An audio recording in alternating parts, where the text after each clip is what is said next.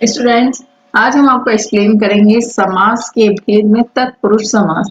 हमने इससे पहले आपको समास क्या होते हैं, समास का अर्थ क्या है, समास की परिभाषा क्या है, समास के भेद क्या है, ये हमने आपको बताए हैं। और इसके साथ ही हमने आपको अव्ययी भाव समास किसे कहते हैं और कैसे पहचानेंगे और उसकी क्या विशेषता होती है, हमने आपको अपने पिछले वीडियो में बता चुके हैं। आज हम आपको एक्सप्लेन करेंगे तत्पुरुष समास। स्टूडेंट्स, तत्पुरुष समास समझने के लिए थोड़ा सा और ध्यान आपको देना होगा, क्योंकि तत्पुरुष समास में द्वितीय विभक्ति से सप्तमी विभक्ति तक होती है और उत्तर पद जो होता है प्रथमा विभक्ति का होता है। उत्तर पद यानी द्वितीय पद, हमने आपको पहले ही बताया कि पूर्व पद और उत्तर पद, जो पहले शब्द लिखा जाता है उसे पूर्व पद कहते हैं और उसके बाद जो शब्द लिखा जाता है उसे उत्तर पद कहते हैं। तो उत्तर पद हमेशा प्रथमा विभक्ति का होता है, वहां तत्पुरुष समास होता है। अब जैसे राज पुरुष है, यहाँ पर उत्तर पद पुरुष है और उसी की प्रधानता है।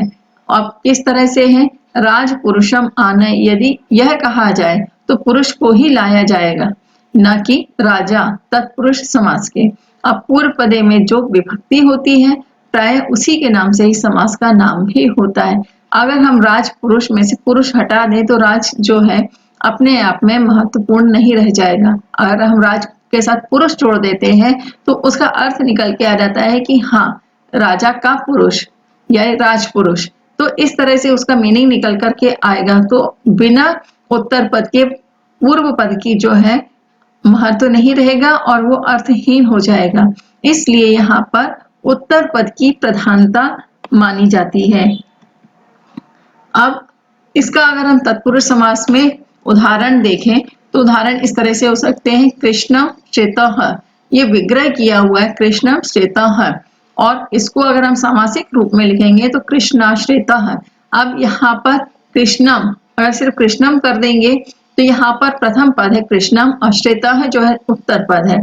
तो कृष्णम अकेला करेंगे तो यहाँ पर इसका मीनिंग निकल कर नहीं आ रहा, लेकिन जब कृष्णाश्रितः, आश्रिता इसमें जब जुड़ गया तो कृष्ण के आश्रित, यह द्वितीय तत्पुरुष समास में है और यहाँ आश्रित जब जुड़ गया है तो यहाँ पर इसका महत्व बढ़ जाता है और इसकी मीनिंग निकल कर आती है।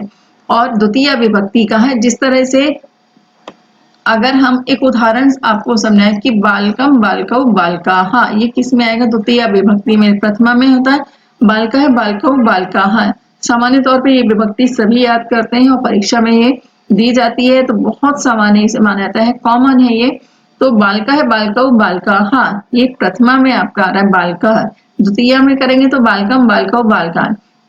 तो यहाँ पे बालकम जो हो रहा है तो ग्रामम कृष्णम, तो ये आपका जो है द्वितीय विभक्ति में आता है। तो ग्रामम गतः जो है, इसको अगर हम सामासिक पद में लिखेंगे तो ग्राम गतः यानी द्वितीय तत्पुरुष समास है, यानी गांव को गया हुआ। फिर इसके बाद होता है हरिणा त्रातः, तो हरि त्रातः यहाँ पर होगा सामासिक पद और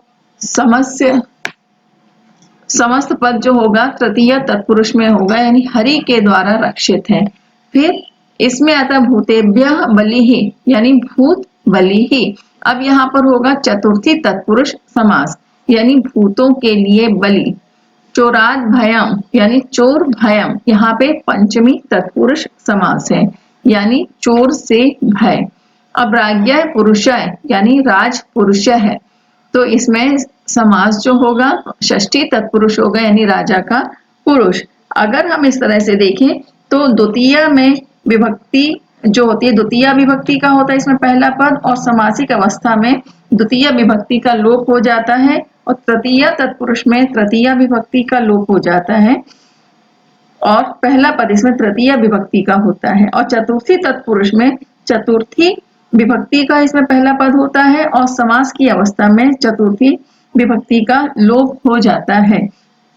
पंचमी विभक्ति में अगर हम देखेंगे तो पंचमी विभक्ति में इसमें तत्पुरुष में पंचमी विभक्ति जो है पहला पद होता है और समास की अवस्था में पंचमी विभक्ति का लोप हो जाता है।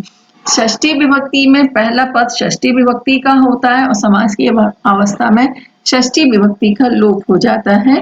और सप्तमी विभक्ति में पहला पद सप्तमी विभक्ति का होता है और समास की अवस्था में सप्तमी विभक्ति का लोप हो जाता है। तो इस तरह से तत्पुरुष समास में द्वितीया से सप्तमी तक माना जाता है।